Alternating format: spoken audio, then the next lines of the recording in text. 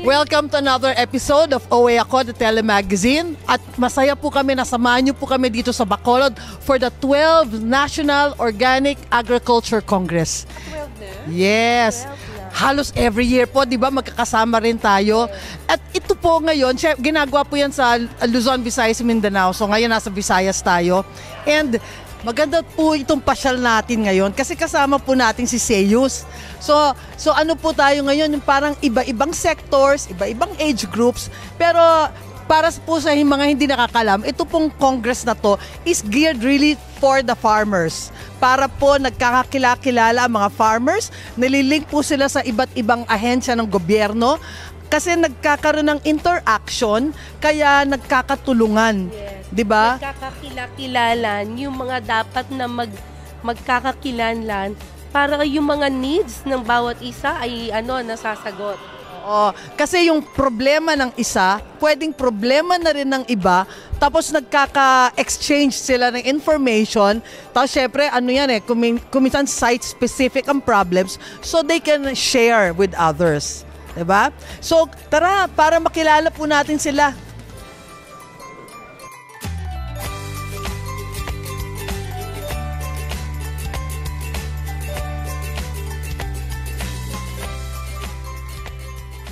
Uy, wow, may totoo silang ashitaba, Dad. Tsaka meron din silang mga tinctures.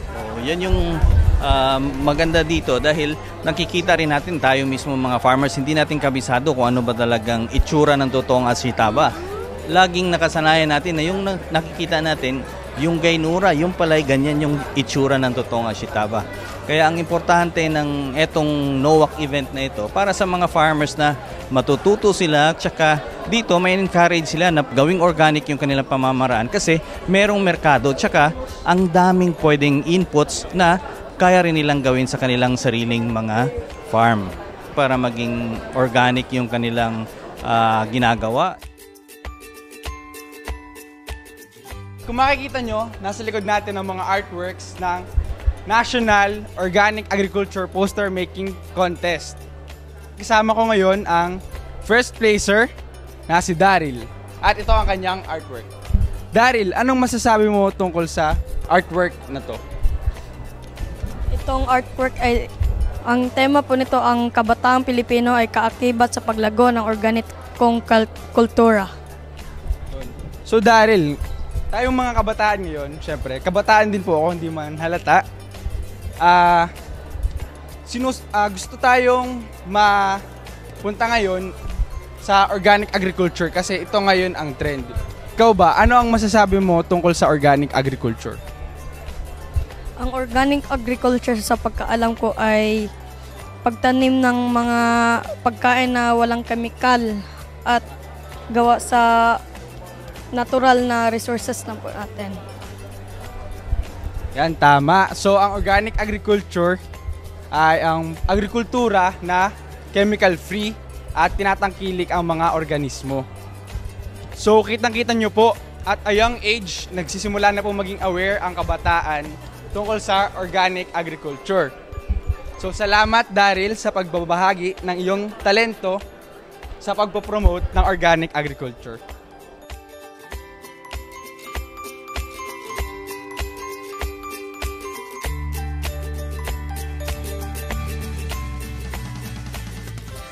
Napagod po ba kayo sa kasasama sa amin sa kaiikot? Kanina nga, di ba, si Rico at saka si Edely umiikot. Marami sila na produkto nakita na namulat sila sa katotohanan. Yung ano po ba talaga, kung ano let's say yung ashitaba or yung ibang mga maling information na nakukuha natin. Yun po ang kagandahan nitong NOAC. Nagkakasama-sama po yung mga magsasaka, yung mga consumer at saka yung mga supplier para po nagkakaliwanagan ng mga information. Tapos si Seiyus, di ba? Nakita po niya yung pananaw ng isang grade 6 sa organic agriculture. We saw organic agriculture na different light kasi po nakita po natin to mula sa mata ng isang grade 6. Dito naman po ako magpapahinga muna sa booth ng ATI. ATI, aside from BAR and AMAS, had been one of our strongest partners. And I would say strong for us now, not only because they've been very supportive, pero po ang bottom line po niyan is sila po ay nakakarating sa grassroots, sila po nakakapagturo sa mga magsasaka or sa mga may mga gustong mga katanungan, dahil sila po ang may mga extension workers. O take a bow naman, pretty ATI ladies. O wave. So aside from that, ang bottom line din po is ang training is very important. Iikot pa rin po tayo.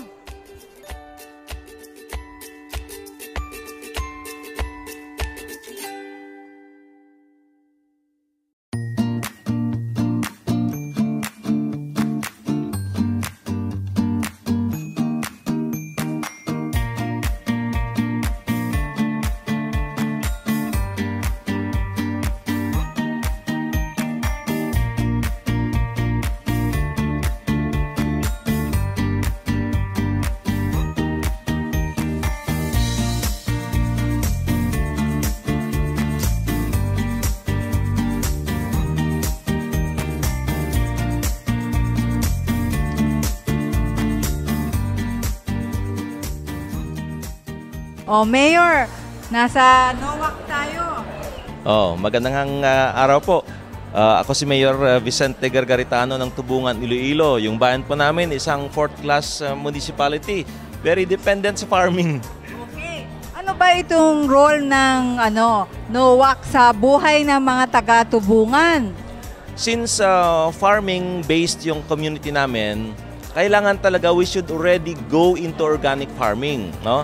Kasi yung mga poor people, yung pinaka-basic na capital nila, yung health nila no? So pag nasira yung katawan dahil sa paggamit ng chemicals, talagang maapektuhan yung pamilya, maapektuhan yung pag-aaral ng mga bata, no?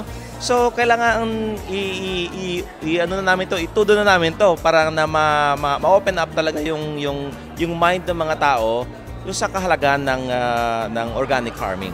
Ano ang pinakang maraming benepisyo sa pagiging organic farmer?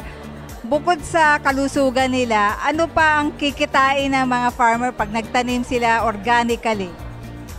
So far, nakakapasok na yung mga organic products namin sa mga supermarkets. Malawak na ngayon yung awareness ng mga tao sa kahalagaan ng organic products Kaya nga ang ginagawa talaga namin, no, talagang binubuhos talaga ng LGU ang support na kailangang maibigay sa farmers para ma-inspire naman sila. Ang maganda doon, no, yung Department of Agriculture talagang porsigido rin.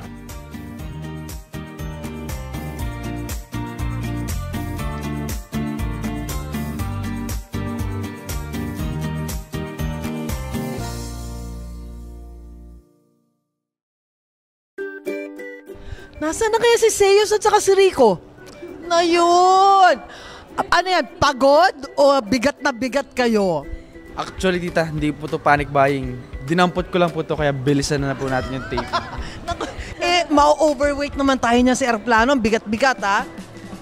What's that? Ayan, nahanap ko yung hinahanap ni Girlie na yakon. Kanina. Galing Region 10. Cagayan de Oro. Yes. Naku, Cagayan yan yung de hinahanap Oro. talaga ni Girlie. Kahapon pa niya yan hinahanap So, meron na tayong surprise sa kanya. Correct. She will be happy with our finds. Mga organic products. How about you, Lizelle? Siyempre, ako na yung pinaka-light dahil ako naman puro calling cards, contacts, networking naman ang ginawa ko. Pero yun talaga nangyayari dito sa mga ganitong congress, Yung parang nakikita mo yung mga produkto na hindi mo normal sa area mo. So, kunwari, if you're into trading or you want to help others na may hinahanap, yun po ang talagang magandang benepisyo na nakukuha ng mga traders, consumers sa ganitong mga congress. Yes? So, ikaw, Seus, bilang bata, ano ba sa tingin mo ang nakuha mo rito sa 12th NOAC? Ayun, so dito sa 12th NOAC, kailangan talaga ma-involve na ang mga students. Young pa lang po, dapat nagsisimula na po talaga na ma-instill yung mga principles po ng organic agriculture. para po paglaki po natin, makakatulong na po tayo sa pag-spread po ng organic agriculture. Ikaw, bilang sa edad mo, paano sa tingin mo ang makakatulong? Like, anong dapat gawin natin para maka-reach out sa bata? I-promote po natin through social media kasi tulad nga po ngayon, mabilis na po ang spread ng information through the internet. Nakaramihan po ng bata ngayon ay ginagamit po. Ikaw, Rico. Dito marami akong natutunan at marami akong naitanong dun sa mga marurunong na kung anong dapat kong gawin para kumbaga ma-attain ko rin yung kanilang naaabot ngayon. Ang dami-dami kong baon pauwi, hindi lang ito. Nandito lahat. Talaga clear Ikaw, Lizelle. Syempre, yung hindi lang sa yung mga awardees kasi maraming nakaka-inspire na mga kwento ng mga awardees.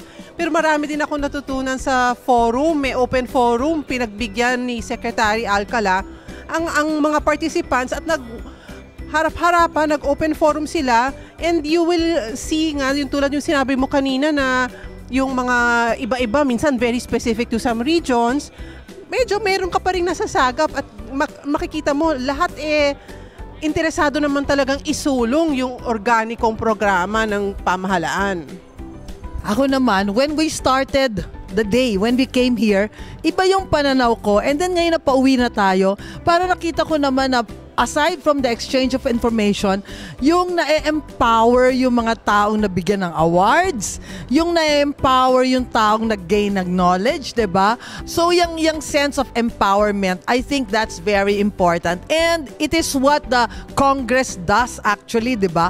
The Congress is really meant for the farmers. Pero alam mo, ang malaking tulong din sa gobyerno is nami-meet nila yung taong kailangan nila bigyan ng serbisyo.